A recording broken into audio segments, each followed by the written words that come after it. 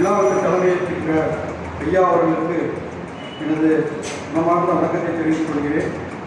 மேலும் ஐயா அவர்கள் தொடர் சொற்பொழிவு நடத்த வந்திருக்கின்ற ஐயா அவர்களையும் வணங்கி வருகிறேன். மற்றும் இங்கு வந்துள்ள அனைவரையும் வணங்கி வருகிறேன். நான் ஒரு 2 விஷயம் மட்டும் சொல்ல விரும்புகிறேன்.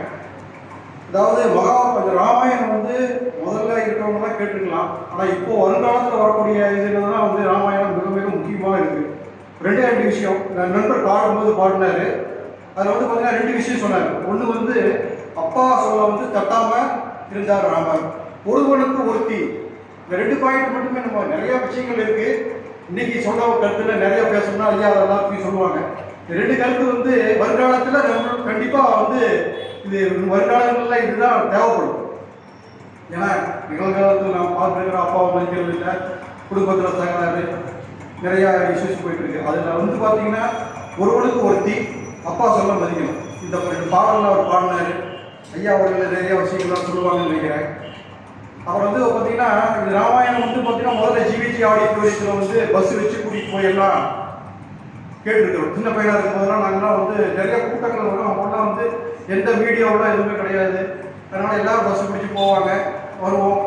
பட் வந்து இப்போ அந்த மாதிரியான நிகழ்வுகள்லாம் எங்கேயுமே நடக்கிறதே கம்மியாகிட்டே இருக்குது. எல்லாருமே வந்து ஈர்த்தகதிகமாக ஓடிட்டு இருக்கிறோம்.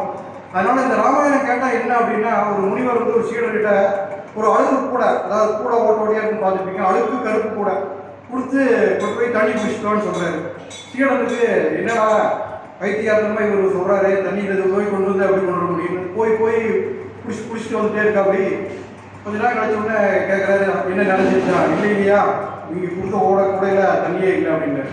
சரி, நான் கொடுக்கும்போது கூட எப்படி இருந்தது அப்படின்னு கேட்டார். கருப்பாக இருந்தது. இப்போ எப்படி இருக்க கூட வந்து தண்ணி அழுக்கெல்லாம் போய் சுத்தமாயிடுச்சு.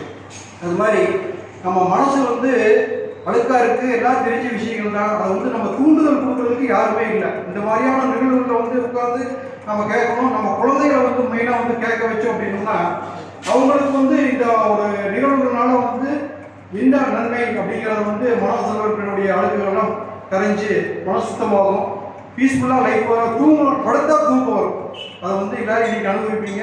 ஐயா பேச்சு கேட்டுட்டு இன்னொரு ஐயா பற்றி சொல்லணும் அப்படின்னா, பூக்கின்ற மலரெல்லாம் மணப்பதில்லை, பூக்கின்ற மலரெல்லாம் மணப்பதில்லை, புகழுடைமை மனிதனமே பெறுவதில்லை. அதான் யாருமே புகழுடைமை பெறுவதில்லை, பூக்கின்ற பூ எல்லாமே மணக்கிறதில்லை. ஆனால் மனிதர்களோட மாணிக்கம் சிலர் உண்டு. அதில் மாதிரி மனிதர்களோட மாணிக்கத்தில் வந்து அவர் ஒருவர் அப்படின்னு சொல்லி இந்த வாய்ப்பு எடுத்ததுக்கு நன்றி கூறி